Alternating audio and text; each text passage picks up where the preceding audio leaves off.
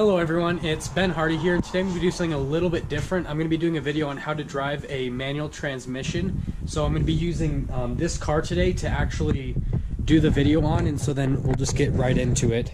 Okay, so first things first, you got to get a manual car. So you're going to have the 3-pedal setup. You have the clutch right here. You have your brake pedal, and then you'll have your gas pedal over to the far right. And then you will have the manual transmission stick shift right there. Starting here over at the stick, this is actually pretty similar to the pattern that most manual transmissions are going to be. It's kind of in that H-grid pattern. So first gear is just over a little bit to the left and then up, and then down to second gear is straight down from first, and then if you go a little bit up to the right, it's kind of like right in the center for third. Fourth is right below that, and then you go up to fifth, and then down over to sixth. And this car, to get into reverse, it's all the way over to the left and then up. But some cars, they'll have like a little pull-up thing. Others, you push them down. Other cars, the reverse will be kind of like over here, but it almost always shows it on the shifter. You will see a couple other shift patterns. There's like the dog leg pattern where basically second and third gear will be right in line with each other instead of first and second. But this is probably the most common pattern that you'll see with the 6 gears. Occasionally you will see this with a 5-speed, but for the most part you're going to just see a 6-speed manual in most cars. Probably for the hardest part about manual driving is actually what you do with the clutch. So all you have to do to actually get it so that you can get into gear is you have to push down the clutch. And then what that will let you do with the shifter is you'll be able to go into the gear. And then once you're in that gear, then you will be slowly releasing the clutch until you kind of feel like a grab point. And that point it gets into gear, and then you'll be able to kind of roll along and all that. And this is the hardest part for most people because they get that clutch and then they release it a little bit too quickly. And then what will happen is the RPMs will drop really fast and then they'll stall out with the car.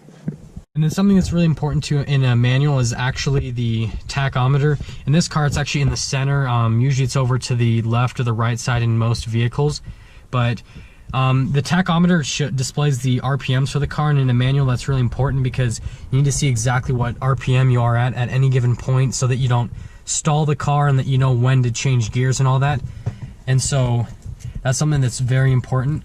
With the car started up here, another thing that I wanted to mention about the tachometer is what this is also going to show you is exactly where the red line is on the car. And then I have the car idling here because what you have when you have it in neutral and at idle, that's the RPM that you do not want the car to go below, because if it goes below that RPM, it'll stall. And then the red markings that you see here on the tachometer, you don't want to go above that, because once you go above that, you're redlining the car and it's going to damage the engine. So driving a manual is staying in between those two areas, and it sounds kind of difficult, but it's not nearly as difficult as it sounds. But you're just trying to stay in between those two areas so that you don't stall the car and damage the engine, or redline the car and damage the engine. And to start up a manual car, if you have like a regular key or a push button start, you just put the key in just like normal, just like in any other car.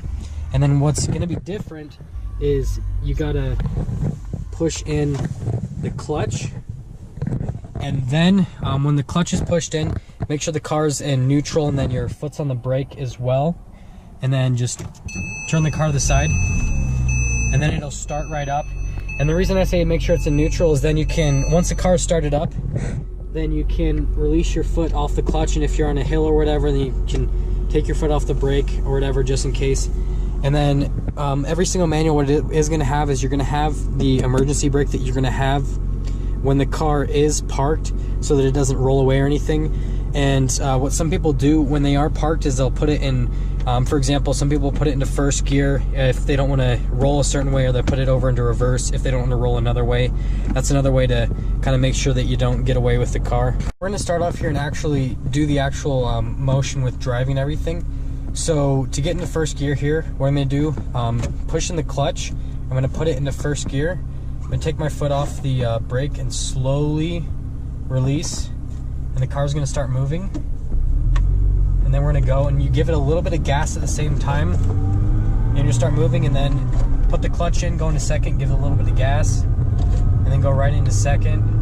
And then same thing with third. put the clutch in, push it over into third, and then slowly release the clutch as you're giving it a little bit of gas. You don't want to over gas it or anything like that, because if you do that, you're just going to raise the revs way past where the revs are actually going to be what the actual engine speed is. And so you want to kind of match the revs to where the engine speed is going to be. That's the best way to drive the manual. So just keep doing the same thing, pushing in the clutch, giving it just a little bit of gas to get those revs to be exactly the same speed as where the engine's at, and then you'll be right where you need to be. So we're going to kind of do this point of view right here, just to kind of show the revs on the tachometer, just so you can kind of see where they're supposed to stay and everything, so you can where you're supposed to shift gears and all that. And then obviously a little bit with the downshifting as well. You can go pretty low with the revs and everything. It's gonna make it so you get a lot less power when you are driving the car, but then obviously you'll get a little bit better fuel economy, and that's something that was really good with the older manuals, and why they got a lot better fuel economy than the kind of original automatics, is they were able to kind of choose your own gear, and so you could go up into a higher gear earlier on if you wanted to, and then obviously be able to get you better fuel economy. And if you didn't want to, then you'd be able to, you know, rev it out a little bit more to get more power.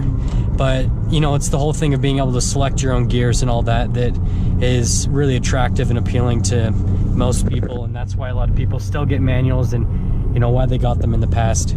There we have it, everyone, how to drive a manual transmission. If you have any further questions, then just please leave those in the comments.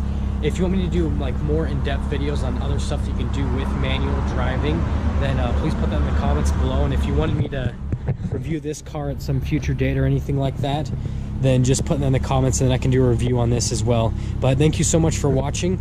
If you're stopping in for the first time, please subscribe. If you liked the video, please leave a like, and I'll see all of you in that next video.